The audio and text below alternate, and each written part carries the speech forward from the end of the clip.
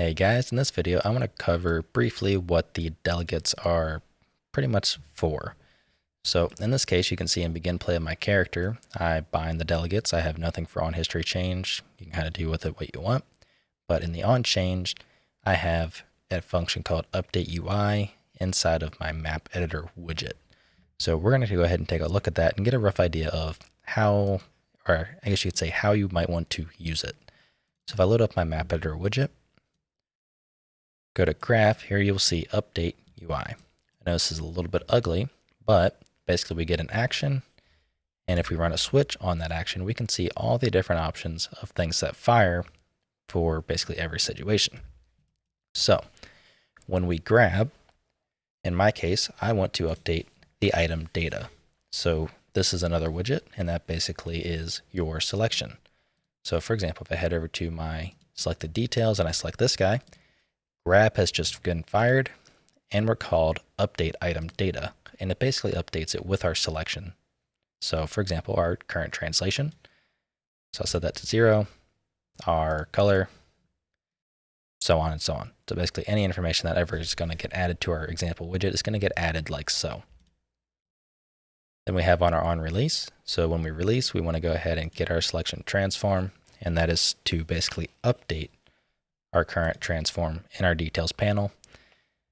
And then moving on down, we have delete. So here we load our owned actors, and same thing on our owned actors changed.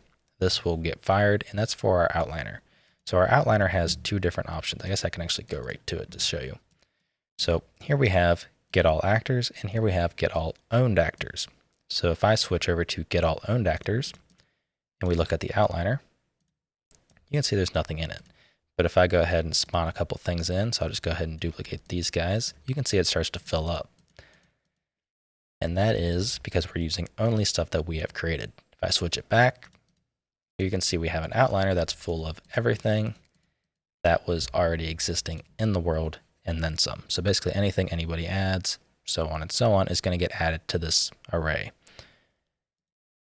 Here we have our gizmo type, so we can update our gizmo type.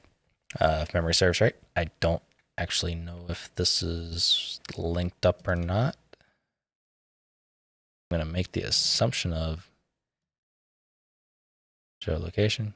Oh, yeah, it should be working. But basically, as you go through and I select a gizmo, I'm on all, location, rotation, and scale. It should go through and change these, which it does not actually look like it's doing. So that is a bug to be fixed in the example. Then we have our world settings. So we update our directional light settings when our world settings is changed. So if I head over here to our selection or our world settings, it's kind of hard to tell, but if I change this to like, let's say 7 or 6, it'll go through and it'll move the slider. Same thing as I go through and adjust the slider, it adjusts the time of day. And that's it, basically going through and making the updates alongside it. So that's the general idea on how you would want to use these delegates. And same thing with our on history change. So when you perform an undo and a redo, so if I do a switch on this guy, you can see we have two different options, undo and redo.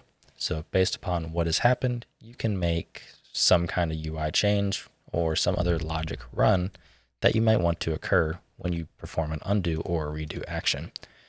Now remember, this is not like you're a set in stone map editor. This is meant for you to change, you to add on, to expand, remove some features, add some features. It's up to you to really make it yours. So it's built like all my other plugins are, where it's built like a framework that you are meant to expand upon and not be locked down to whatever I give you. I want you to build something unique and cool out of it. So that is going to be all for this video, and I will see you in the next one.